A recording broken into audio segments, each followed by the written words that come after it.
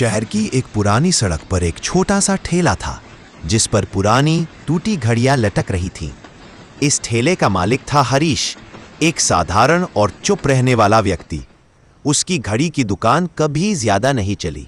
लोग आते भी तो सिर्फ घड़ियां देखकर लौट जाते।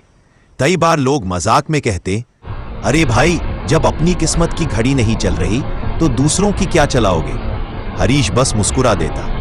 वह खुद भी सोचता, शायद मैं इसी लायक हूं, न पढ़ाई न बड़े सपने, बस ठेला ही ठीक है। इसी सोच ने उसके जीवन को उसी ठेले तक सीमित कर दिया था। वह दिन जब सब बदल गया। एक दिन एक बूढ़ा प्रोफेसर उसकी दुकान पर आया। उसने एक पुरानी घड़ी उठाई और बोला, ये घड़ी कितने की है? हरीश बोला, साहब, पुरानी है, टूटी है, आप 50 रुपए दे दीजिए। प्रोफेसर ने घड़ी को ध्यान से देखा और हंसकर बोला, अगर मैं कहूं कि ये घड़ी असल में 50 की नहीं बल्कि 5000 की है तो? हरीश चौंक गया। वह बोला, कैसे संभव है? टूटी हुई चीज की भी कोई कीमत होती है क्या? प्रोफेसर शांत स्वर में बोला, कीमत चीज की नहीं, नजर की होती है। अगर तुम्हें खुद पर यकीन नहीं है तो दुनिया भी तुम्हें कोई कीमत नहीं देगी। और प्रोफेसर बिना घड़ी खरीदे चला गया। लेकिन ये बात हरीश के दिल में गहरे उतर सोच में आया। तूफान रात भर हरीश उसी बात को सोचता रहा। क्या सच में मेरी सोच ही मेरी दुकान को छोटा रखे हुए है? क्या मैं खुद को कम आंक रहा हूं? उसी रात उसने एक बड़ा फैसला लिया।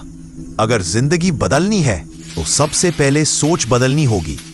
हरीश का पहला कदम, अगले दिन वो बाजार गया और अपने ठेले के लिए एक सुंदर लकड़ी का फ्रेम लाया।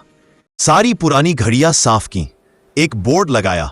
लोगों ने देखा और बोले, अरे ये वही पुरानी दुकान है, इतना बदलाव कैसे? हरीश मुस्कुराकर बोला, मैंने सोचा कि अगर चीजें पुरानी है तो उनका मूल्य कम नहीं, खास होता है। अब हरीश हर घड़ी को सिर्फ ठीक नहीं करता था, उसे नई कहानी, नया रूप देता था। 3 महीने बाद बदलाव साफ दिखा। अब लोग दूर दूर से घड़ियां ठीक करवाने आते। उसकी दुकान का नाम सोशल मीडिया पर वायरल हो गया। एक लोकल अखबार ने उस पर आर्टिकल लिख दिया। उसकी कमाई 3 गुना बढ़ गई। हरीश अब खुद को ठेले वाला नहीं बल्कि टाइम रेस्टोरर कहने लगा था।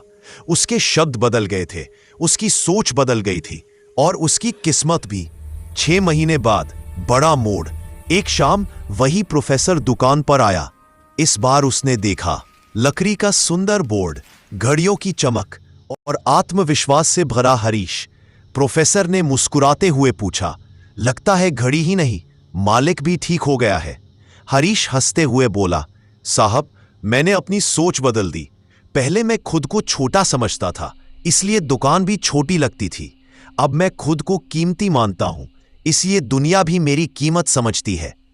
प्रोफेसर ने कहा, यही तो जिंदगी का नियम है, सोच बदलो तो जिंदगी खुद बदल जाती है।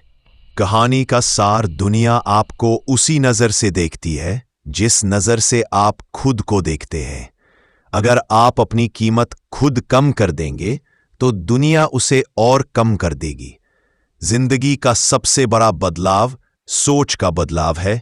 जब सोच बड़ी होती है, किस्मत भी बड़ा रास्ता देती है।